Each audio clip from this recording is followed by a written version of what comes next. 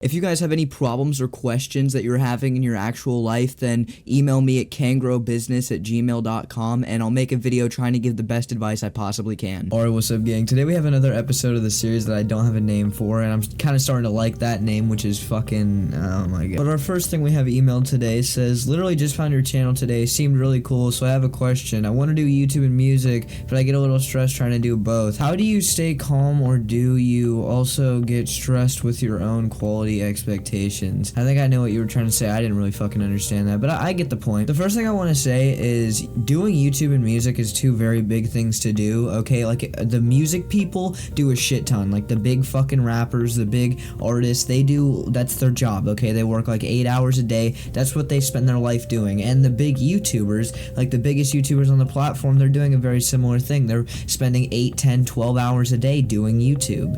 So, to be honest with you, if you're looking for like a long-term perspective and you're wanting to do YouTube as a career for the rest of your life, or music for the rest of your life, I think it's better to just choose one. And I know this probably isn't the answer what you want to hear, but if you're just doing them for fun, that's completely fine. You know, make a YouTube video, make a music video, that's fine. You know, you can have fun, you can do both, that's completely fine. But if you're looking to actually get like a lot out of it and become a big YouTuber or a big musician, then it might be better to try to look at it from like a real perspective and look, hey, which one do I see myself doing for the next, 10 years? Which one can I see myself doing for the rest of my life? And I feel like that's where you should spend the most amount of your time doing it. But there's no reason that you can't have a good time doing YouTube and have fun doing YouTube and make good YouTube videos whilst also making good music. It's just, if you're really looking at it from a perspective of that being what you spend your life doing and trying to be the biggest and best at it, you should probably just do one. But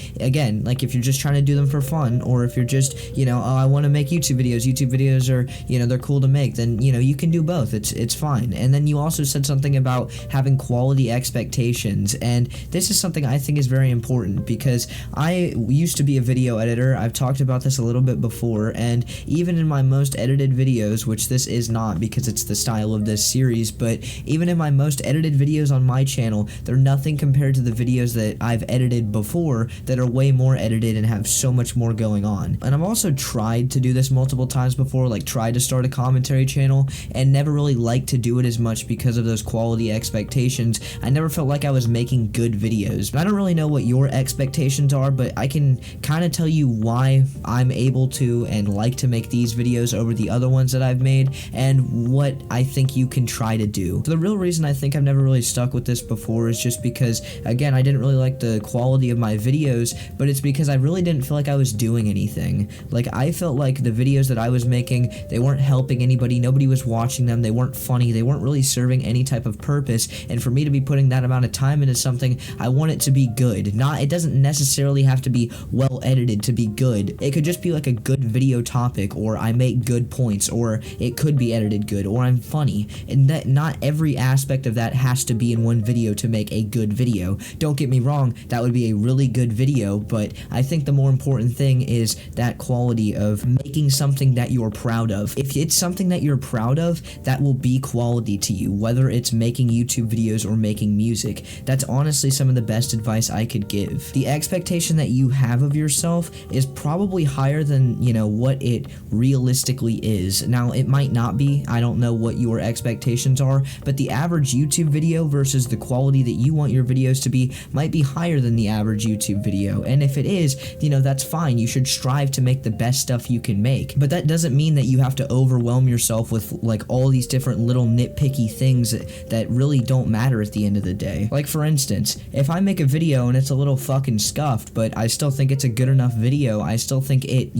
is a quality video that I talk good in, then I'm fine with posting that, because I still think it serves a purpose. Now, again, that serving a purpose is just what I find quality in the videos that I make, but with yours, it might be to make something that's funny, and I'm just going to use that as an example because I don't know what yours is. But let's say it's being funny. Maybe this video isn't as funny as the other one was. Well, this video still had original jokes, and it still had this, and this that made it funny, but maybe not as funny in your opinion as another video. Well, that video still has the funniness. It still serves the purpose of being a funny video, so it still is, I think, a good video for you to make. It might not be as funny as you wanted it to be, but you learned something from making that. You learned how to make more original jokes, and you learned topics or things that you could joke about in a better video. Not every video or every music thing that you make has to be the best possible thing for you to get something out of it, and getting something out of it is what makes those other videos even better, higher quality. So try to look at it like that, and just don't overwhelm yourself with every little thing.